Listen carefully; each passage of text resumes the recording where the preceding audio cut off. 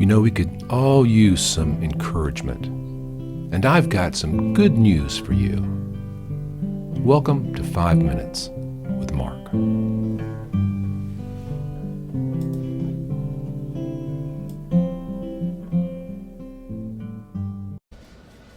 Well, greetings, friends. Welcome back to 5 Minutes with Mark. We're in the Gospel of Mark, chapter 15.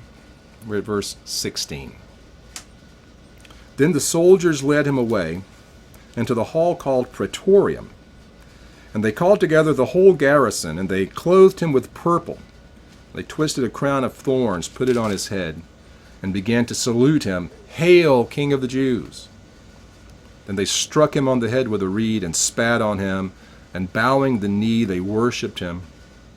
And when they had mocked him, they took the purple off him, put his own clothes on him, and led him out to crucify him. Then they compelled a certain man, Simon, a Cyrenian, the father of Alexander and Rufus, as he was coming out of the country and passing by, to bear his cross. This is a regal moment.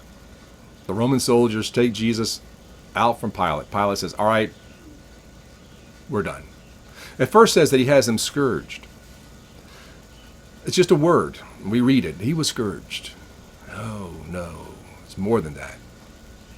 He would have received 90 blows with a cat of nine tails, a twisted whip with bits of bone and glass embedded in it. It was used basically to rip the flesh and body parts out of convicted people.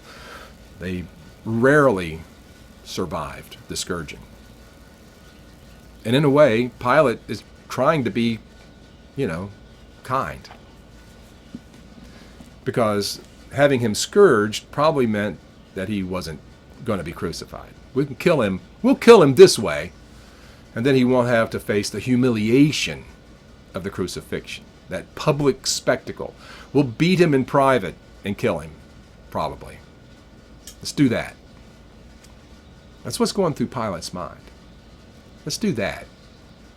Because he didn't want to crucify Jesus. But Jesus survived the scourging. When Isaiah tells us that he was beaten to the point that we couldn't recognize him, this is what he's talking about. He's been flayed alive.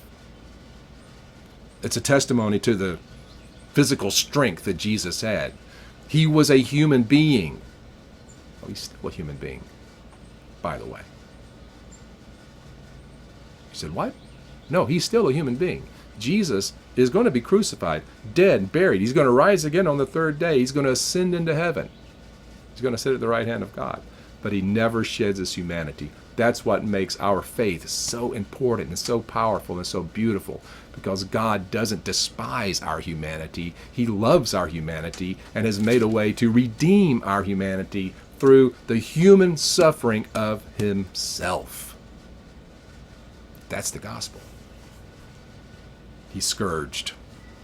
And then they take him and they throw a purple robe around him. Purple was for royalty. Ordinary people didn't wear purple. And they twisted a crown of thorns and put it on his head. And they began beating him in the head with a reed. It's like, beating you with a stick. It wasn't just, a tap. No, there's no tapping. These are Roman soldiers. By the way, one of the silliest things that people will say is that Jesus somehow survived all this, that he swooned on the cross, and then when they laid him in his tomb, he woke up, miraculously didn't die. He was alive, and they snuck him out and everything was fine. No. These Roman soldiers, the ones who are given the order, all right, scourge him, mock him, and crucify him. They know what they're doing.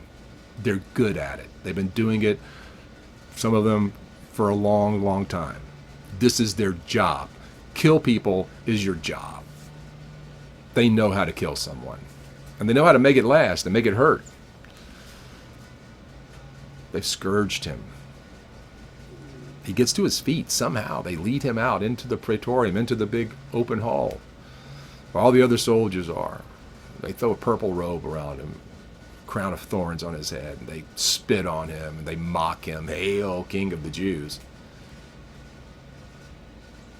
Think about the image of that to the errand boy who just happens to be walking through the room. He's not part of the action. He just sees it from a little distance. Hey, it's the King of the Jews. Look at that. We got a lot to be worried about. That's what the King of the Jews looks like. He's beaten so badly you can't even recognize him. They're just mocking him, putting him in his place. How dare you challenge Rome, King of the Jews?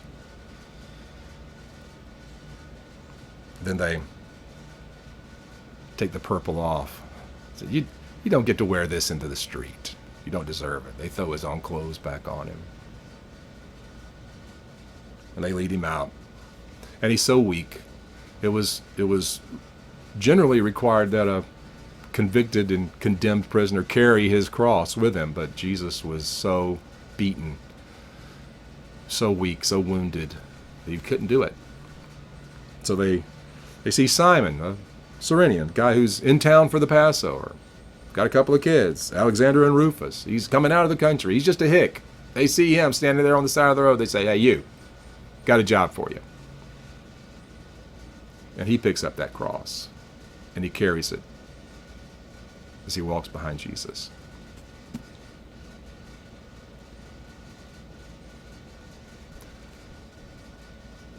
We are called to deny ourselves, take up our cross, and follow Jesus. Simon, well, I don't think he probably wanted to, but he denies himself. He takes up that cross, and he followed Jesus with it. He's a picture of how we're supposed to be. Selfless and obedient and willing to do anything for the King. I'm not sure Simon knew exactly what he was doing, but he models for us what we are called to do, who we are called to be. And a lot of times, my friends, Jesus is leading us to places we don't want to go. I don't think Simon wanted to go up to Golgotha, to the place of the skull where they executed criminals. I don't think he wanted any part of this. What will my boys think? How do I explain this to my wife, my neighbors?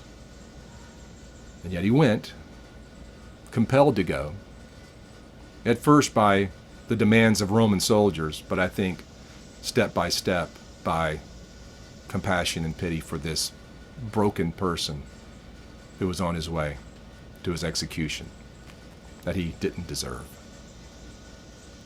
But he willingly chose to take. See you next time. Hey friends, I'm so glad that you are enjoying this Bible study. And I hope that you'll like it and that you'll share it with others, either by word of mouth or forward the link that's here.